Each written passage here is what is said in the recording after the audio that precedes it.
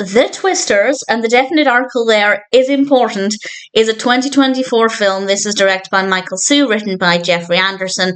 We have a cast including Mark Justice, Kayla Fields, Sofia Riba, Paul Logan, and various others.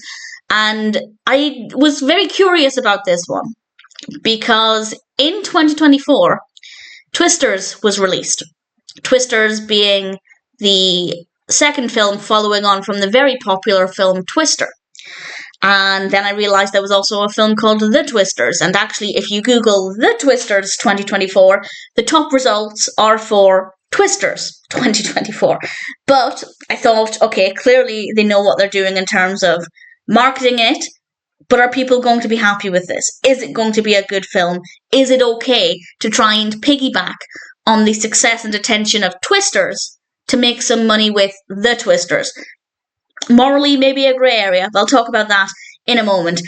Basically, I don't want to compare it to the 2024 Twisters, but nevertheless, it's a relatively similar premise of a twister and people trying to run from it and investigate it, and in general, it's actually fine. It's actually not a bad film. I say actually, because it has 2.6 out of 10 on IMDb, but I do know why, and I'll talk about that in a moment. The camera work is fine. The acting and lighting are fine.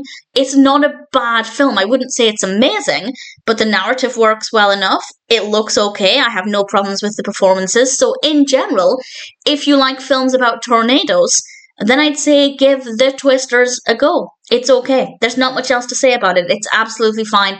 Pacing's fine, story's fine, characters are fine, visually it's not bad at all. But, and I don't usually look at reviews on IMDb before but doing my own discussion because I don't want my own opinion to be affected by other reviews until I've given my thoughts. But with this one, I was very, very curious to see what the reviews say. And there are so many, understandably, 1-star reviews and very low ratings of people saying, I bought this, I paid to stream this, or I paid to rent this because I thought it was Twisters. And if you're not a huge film fan, if you're not fully aware that there shouldn't be the definite article there, I can absolutely see when it's on popular sites that you would think this is the 2024 Twisters. Why wouldn't you? So a lot of people were, I guess, tricked into buying this, and I can't say that they intentionally named this the Twisters because they knew that would happen. But I'd say it's a safe guess. Is that morally acceptable? It's not illegal, but I think they knew what they were doing, and people have given them their money thinking that it's the 2024 Twisters rather than The Twisters. And one could say, well, people should be more aware of it, but I think it's a very easy mistake. The titles are so similar, and often when a film has the in front of it, often in literature, that the is dropped, and that's grammatically correct. That's still allowed. That's okay. I feel like it's a very cheap trick, a very dirty trick. I think they knew what they were doing. Now, one could argue maybe they'd already titled it and released it before they heard of Twisters, but I probably wouldn't believe that argument. So the film itself is fine, and if somebody wants to watch it, I'd say give it a go. But I feel like it's just immoral to do this knowing that people are going to be paying to watch it thinking it's the other film. Now, that being said, paying to watch it, it's an okay film.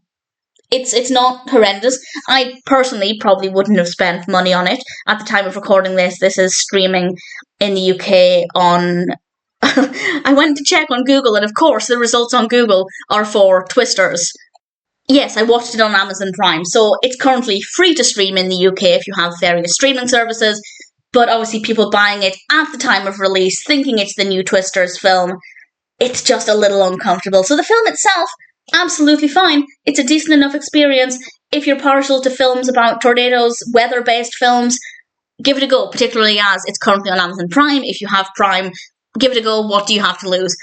But yeah, people buying it at the time of release when the other Twisters had just come out, that's...